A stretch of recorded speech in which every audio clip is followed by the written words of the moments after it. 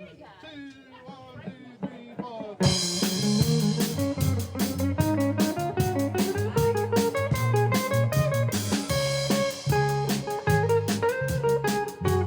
welcome back to the show.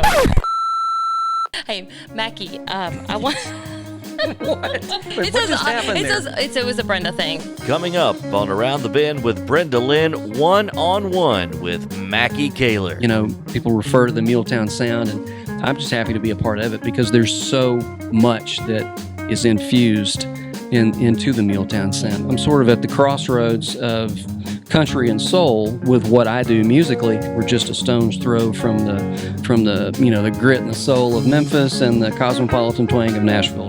Now to find out what's happening around the bend with Makky Kaylor, here's Brenda Lynn. I am here in the Muletown capital of the world, my hometown of Columbia, Tennessee, at the Columbia, Tennessee Welcome Center with my good friend, very talented friend, and the mayor of the Muletown Sound, Makky Kaylor. Thank you for being with me. Nice to be here. Thank you for having me. I'm excited to visit with you. We've gotten to visit on air on the local FM station several times on the show. Absolutely. And we have so much to talk about today in a little bit of time. So I'm looking forward to all that you've got coming up around the bend. Yeah. You got a big show coming up. We're going to talk about that and brand new music as well. Excited to share that. Yeah. Yeah. Your newest single, Too Many Songs About Memphis. I got to wear that one out on the show over the past couple of months, and the listeners absolutely love it. Awesome. Good. I'm so glad. Yeah. So there's a lot of buzz going on about your upcoming show at the Mule House. Yes. Which is only fitting for the mayor of the Muletown Sound to play the stage of the famous Mule House. Well,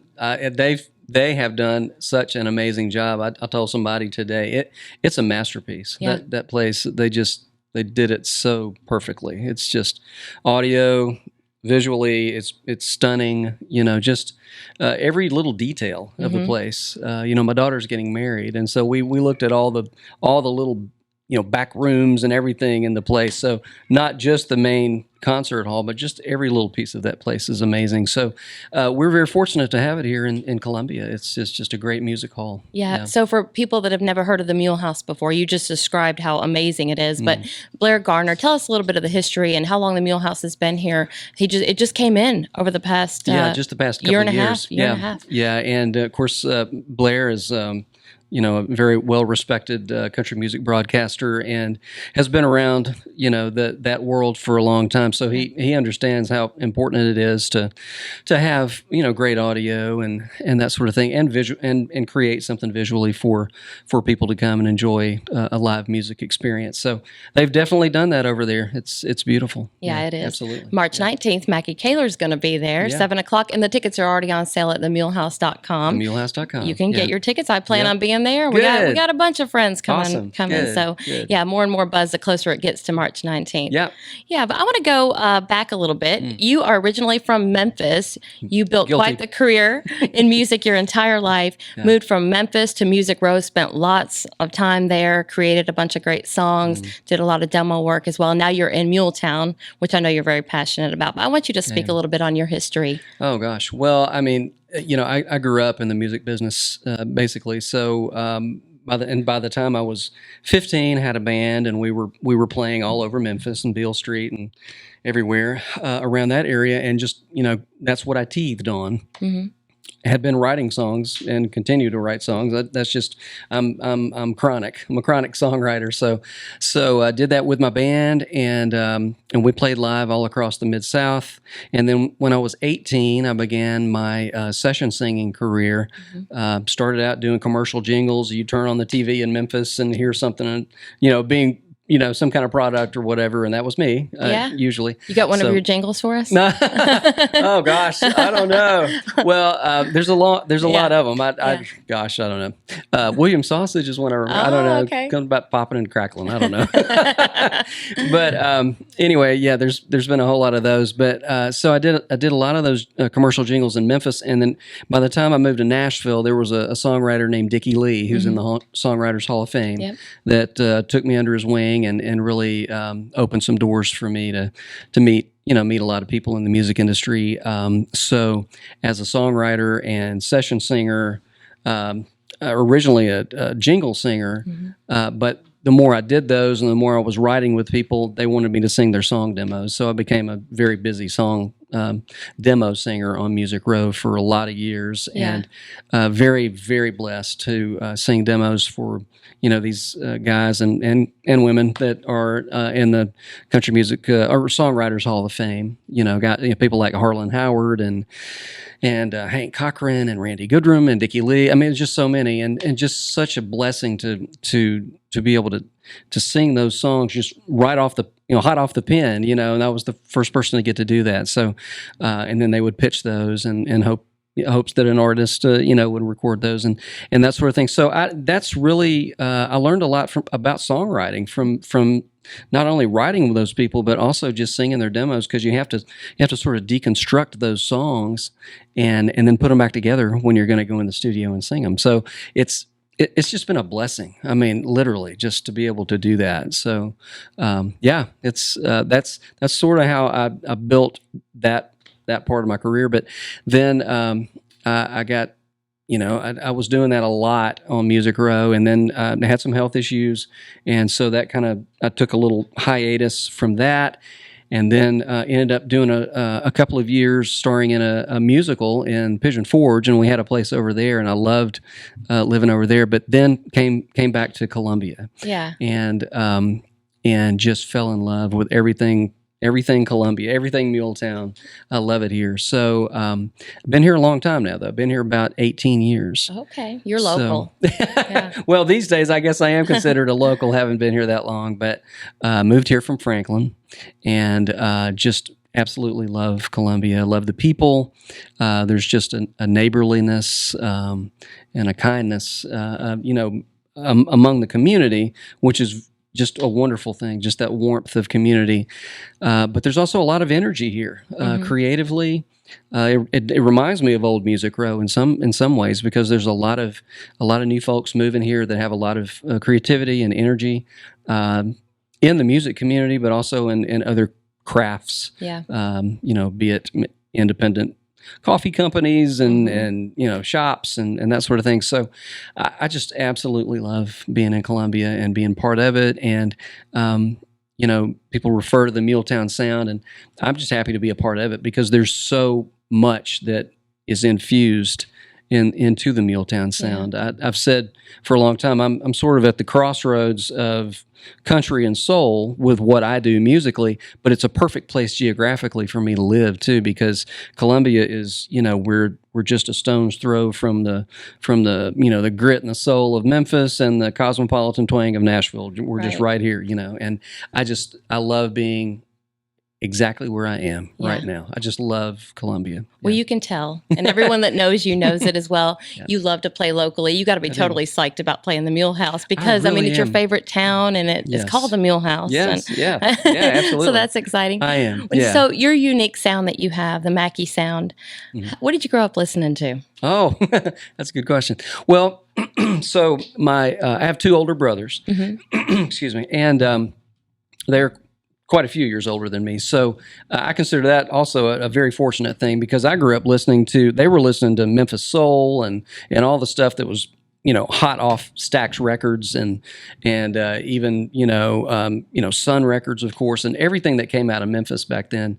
They were listening to Elvis. They were listening to Otis Redding, Al Green, and so I was too. And so I listened to a whole lot of that. But my mom was an incredible piano player, singer, and she would go around and play different places. She also played a lot of church music. So I grew up with a lot of church music, hymns. You could probably throw something at me and I'd probably know it off the top of my head. But also my dad loved old country, like traditional country music, which I have a great respect for too, and especially now having had the opportunity to work with a lot of those people. So it's really a combination of soul and country, but traditional country and traditional soul, and a little bit of gospel, which, the gospel just gets in your spirit. You can't help that. So it's just a combination of all those things. And really, that's what I do musically now. But that's what I listen to. We only do a couple of covers in my shows because I'm a songwriter. So we do a lot of my stuff. You always say you're a songwriter first. I am. Right? Yeah, I definitely feel that way. Yeah. But one of the covers that we always get requests for, because we've been doing it so long now, is Behind Closed Doors. Yeah. Charlie Rich. So, I remember my dad listening to that back in the back bedroom, and just listening. Charlie Rich came on the radio, and the DJ says, here's a guy from right here in Memphis. He lived in Memphis, but he was a little countryer than like just straight up soul, So it's just a combination of those things is what I grew up with. And I love both those things, and I love them put together. I love to put them together. You do, and in your live shows, I've seen you sit down at the piano. The band takes a little bit of a break. We'll talk about your band here in a moment. Yeah. I've seen you play and heard you play Behind Closed Doors and kind of pay tribute to some of those traditional songs that you like. Are you going to be doing something like that at your upcoming show? I usually do that in the show, just because the bands. I've got a couple of horn players, and we do the kind of the livelier stuff with the band, and then I like to take a little break in the middle and just kind of invite people into my writer room. Keep it a little more intimate. And just play for them, because if I was at home, that's what I'd be doing. That's what I do when I'm at home. I sit and play the piano and write songs, make up stuff. When you're a kid, it's making up songs. Then you become a songwriter when you grow up. And then you're professionally making up stuff. That's really all there is to it. It's creating. It's That's creating. Right. Yeah. Tell me about your band, the Swanky South Players, right? Yeah. The Swanky South Players, and the reason for that name and the whole brand of the Swanky South is just because it's Southern, but there's also, as a songwriter, piano songwriter, there's a little splash of jazz to what I do. So that's really where the Swanky South came from. But the guys in the band, my co-producer and drummer is Mark Beckett, and Mark comes from a long line of music history. His dad was the great Barry Beckett, who was one of the Swampers in Muscle Shoals, and helped create the Muscle Shoals sound. And so Mark has carried on that tradition. He's very much about Southern R&B, Southern soul. He's also the staff drummer at the Grand Ole Opry every other weekend. So I get him on those off weekends, and then I have another guy named Wesley Pryor that plays with me too if Mark can't do it. But so Mark Beckett will be playing at the Mule House with me on drums, and Dane Bryant's my piano player. He was Olivia Newton-John's band leader for years, and just a great piano player. He's played with everybody. My bass player for 30 years is DJ, I call him. His name's Don Johnson. And DJ is just incredible, and he's played with a lot of people through the years too. And my guitar player is Robert Arthur. He's a songwriter as well. He's had Brad Paisley cuts, and he's just a great guitar player. And two horn players. One is Scott Duquet, my trumpet player, and he's been with me several years. He played Leonard Skinner's last final tour, farewell tour with them, but he was Delbert McClinton's trumpet player for a lot of years, and Kenny Chesney's player, and so Scott's great. And we do a lot of Delbert type stuff, so he's perfect for that. And then my sax player is Steve Nieves, and Steve moved here not too long ago, but he was Kenny Loggins and Jim Messina's sax player for a lot of years. Right. And so anyway, they're all going to be with me, the Swanky South Players, on the 19th of March at the Mule House. So very good. And I've gotten to meet some of the Swanky South Players in person. Yeah. Because you've played quite a bit in downtown Columbia at Puckett's. Yes. Love playing over there. Love the people. Andy Marshall, of course, just a wonderful man, and love. I've played all the Pucketts, actually. Yeah. They've got them all over the place, from here to Pigeon Forge to Chattanooga to downtown Nashville, everywhere. But I have to say, seriously, my favorite one is the one that's right here and right across there. You can throw a rock and hit it. Right down here in downtown Columbia. It's a great room for live music. It really is. The one in Franklin, I like that one too. It's just a little smaller. This one is just, people come there to hear a concert. Yeah, and it's in your favorite town. It's in my favorite town. Yeah, it is. It's awesome. Yeah, that's awesome. Hey, I got my Swanky South hat on. I love that. I love it too. It's like my new favorite hat. You wear it well. Well, thank you. Are these still available online? They are. You can get them at my website, which is MakkyKaylor.com. MakkyKaylor. MOUSE. It's on the screen. Okay, MakkyKaylor.com. Yeah, and So yeah, you can get those there, and then at any live show where you might happen to catch me, I'll have some caps and some T-shirts. I like the T-shirt too. Yeah, I get compliments on it everywhere I go. Awesome. That's when they feel good, don't they? They do. They're very comfy. Yes, high quality, swanky merch. Makky Kaylor. Yeah, that's right. Yeah, that's right. The Makky merch. Yeah. So you are releasing new music. I've gotten to hear what you're releasing.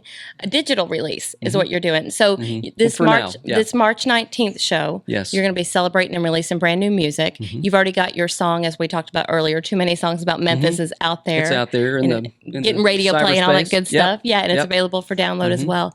The songs that you've written these. Tell me about what people can expect when they download this. Well, it's interesting, Brenda. I didn't write everything on this project, and the reason for that is because some of these songs have a different sort of real meaning to me. One of the songs, the one that's about to be dropped this week, actually, and that will be the one that we're sort of celebrating the most, I guess, next week when we play the Mule House, is a song called Valley of Pain. And as a demo singer for all those years, I sang the original demo on that song and always loved it. It just it has a special meaning to it. It's about being persistent when we're in the valley, you know. And it's just a great written song by Alan Shamlin and Rob Mathis. But it went on to be recorded by Bonnie Raitt, and then it was recorded by Randy Travis. But I never lost sight of it, and neither did Mark Beckett, my co-producer. And he was like, "What about Valley of Pain? What are we going to do? When are we going to do that?" I said, "Well, we need to do it." So we did that one, and that one's going to be the next one that they're really working as the single. It'll be dropped in the next few days. Very good. Yeah, so look for that one.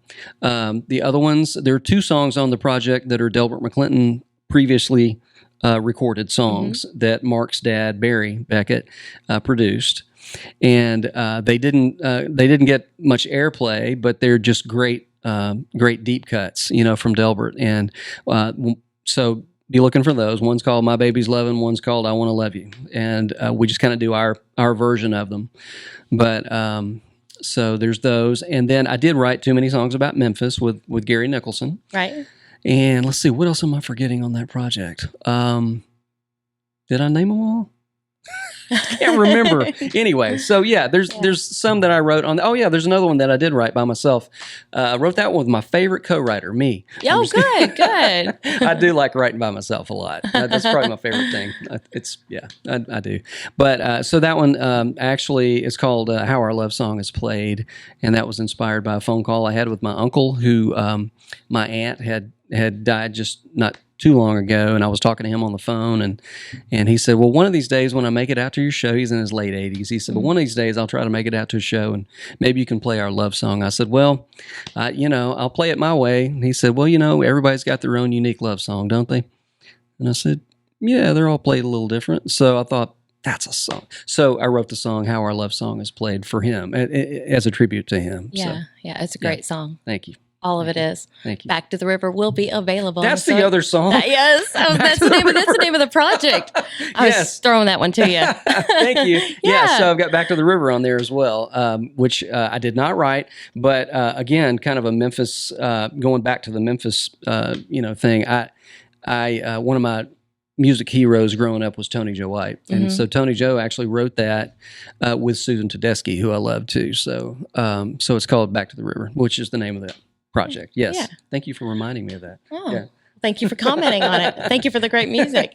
Hey, hold tight with me. Yeah. Y'all stick around. We got more with Makky Kaylor after we hear from our amazing sponsors. More Around the Bend with Brenda Lynn when we come back.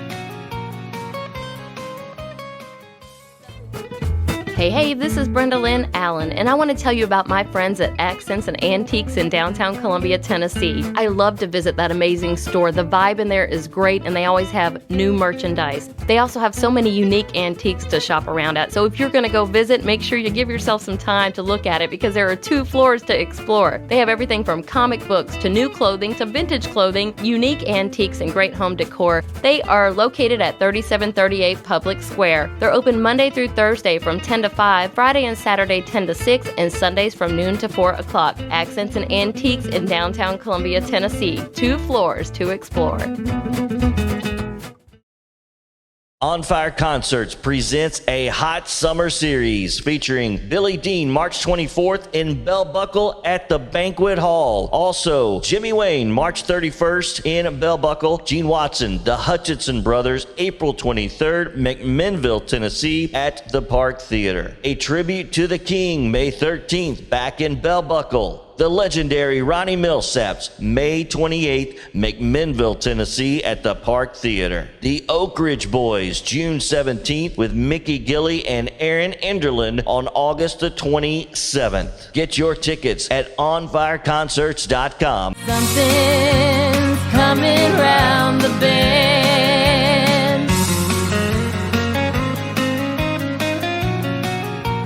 Welcome back to the show. I am sitting here with the amazing, talented Makky Kaylor. Oh, thank you. Again, the mayor of the Muletown Sound. It sticks. It's going to stick. It has stuck. Yeah, well, you keep saying it, so I guess there's something to it. That's Absolutely. Good. That's good. Absolutely. Awesome. I think J.P. Plant coined that, didn't he? He did. I believe he did. Yeah, he's brilliant. Man. Shout out to that awesome producer. Yes. And how about the visitor center here? Isn't this great? This is amazing, and y'all need to come down and always feel welcome here at the Welcome Center, right? Yeah. But it's a perfect addition to our wonderful town. Yeah. That's for sure. Yeah, Columbia Welcome Center is located right here on the square. And what I like is actually, I just bought a souvenir for a friend here last week. I needed a Muletown something, and I found a Muletown hat here. Really high quality gifts are available here as well. So Yeah, they are. great. Oh my gosh. I know. Yes, every time I come in here, there's something new and cool. It's just great. Yeah, and I'm wearing, in honor of where we're doing this, I'm wearing one of the caps. Oh, well, very good. So, yeah. I like it. Yeah. I like it. Yeah. Well, I'm wearing this in honor of who I'm talking with. Yeah. Yeah, it looks good. Yeah. It's good. It's We awesome. just came out of February, and that is Heart Health Awareness Month. Yeah. And you're really passionate about that. Will you speak on that? Sure. Yes. So, 21 years ago now, I had open heart surgery. I didn't realize I had what was wrong with me, but I just was not doing very well and had to go to the doctor, just my GP, and they said, we're going to do an EKG and all this stuff. And I said, really? I was in my 30s, and I thought, well, that's kind of weird, but okay. So they did that. And then before fast forwarding a little bit, I ended up having to go to the hospital, a scheduled surgery after 3 diagnoses, and they were all the same, that I was going to have open heart surgery to replace my aortic valve. And my heart was 3 times enlarged. I didn't know it. And so I was not doing well. So they did that, and they did open heart surgery and replaced it with a prosthetic valve. And so far, so good. I'm doing all right. A couple of years ago, I was not keeping close tabs on my blood thinner, and I had a couple of strokes. So I recommend for everybody 2 things. If you have a history of heart issues in your family, I didn't know that I did. Right. But anyway, if you think you might have anything going on with your ticker, with your heart, then go get it checked out for sure. And once, if you do have some kind of issue going on with that, make sure you keep close tabs on everything, on your diet, on the way you take care of yourself, of your temple, and just make sure that things don't get out of hand with that, and go to regular checkups. If at all possible, do that. So I do get to go out and speak occasionally about the Heart Association and some of the things associated with that. 2 organizations that have been very helpful to me as well are the Music Health Alliance, MHA. Those are for professional music people. They're an advocate for you if you have any kind of health issues or large bills, They help from you with hospital. financials. Absolutely, and I don't mind telling anybody they've done that for me. Yeah. And it's been a huge blessing. They're angels. They really are. And then the Opry Trust Fund as well has been very helpful. So there are good people out there that can help with any kind of issues that you might have with your health and all the associated things that come with the health as well. So get it checked out. Yes. And I do notice that you use any platform you can to bring a little bit of awareness to that. Like during your shows, I've heard you tell stories, of your experiences that you've had. You know what, Brenda, we're all in this together. Yeah. And if somebody else has gone through something else that might be helpful to me, I would hope they would share that too. That's just the way it is. I've said for years that my heart health issues that I've had and ongoing sort of maintenance and that sort of thing, that I consider that a blessing, because I would not appreciate every day like I do. Yeah. I would not appreciate people like I do. There's just a different appreciation for things, I think, that you have if you once you realize that this earth time thing is not going to be forever. Right. So love well. That's the thing. Well said. The American Heart Association also raising money for them. I know you like to speak on that and how people can donate and what they do with that money. American Heart Association, definitely, they're using those funds to come up with ways to help people and come up with, different ways to advance, scientifically and that sort of thing. But also the Music Health Alliance definitely helps. If you love music and you love professional people that are making music, it helps them as well. So look them up as well. Music Health Alliance. Yeah. Very good. Well, I'm so glad you're doing well. I'm doing great. I'm doing great. So I'm doing so great that I'm going to be playing at the Millhouse. That's what I was just going to say. New music coming out. Yeah. Your digital album release, which I heard a rumor it might be vinyl at some point. Yeah, that's the plan. Yeah. That is the plan. Definitely. It's not going to be next week. Right. But we're working this digitally right now because so many people are listening digitally to whatever your favorite digital platform is for listening. You can find my music there. So I always say go to Apple Music if you can. I love Apple Music, and you can look up Makky Kaylor on there and find not only the current music, but previous projects of 2 or 3 previous projects of mine as well that I'm pretty proud of. There's a duet with Larry Gatlin on there. There's a more traditional classic Nashville project that kind of my style that I did on there, and then Live from the Swanky South, which is a live album, and then the brand new stuff is slowly making its way onto that site as well. So Apple Music, but Spotify, whatever you like, whatever you listen to. Yeah. Right. And the actual drop date is going to be the same day as the concert? Well, that's the drop date for everything. Yeah. We're kind of dropping singles one at a time right now. Right, but the whole project. March 19th. Yes. And get your tickets right now at themulehouse.com. See Makky Kaylor and the Swanky South Players live right here in his favorite Muletown, capital of the world town, Columbia, Tennessee. Yes. That is awesome. Yeah. Makky, is there anything else you'd like to say today? You said you weren't. You got a lot of friends listening. You're awesome. Your fans are your friends, and I know you want to speak to them. That's exactly right. This is such a wonderful town. It really, really is. And we, one of the things that makes us our town so wonderful is that we have that sense of community, neighborliness, and kindness to each other. And I would just say, just be kind and continue to make this town as wonderful as it can be. When people come in from out of town, they feel that. They really do. They sense that about our town. So just keep doing what you're doing, Muletown, and you're doing it right. And come see me at the Mulehouse on the 19th. Don't forget that. So absolutely. There's that. Thank you so much, Makky Kaylor. Thank you, Brenda.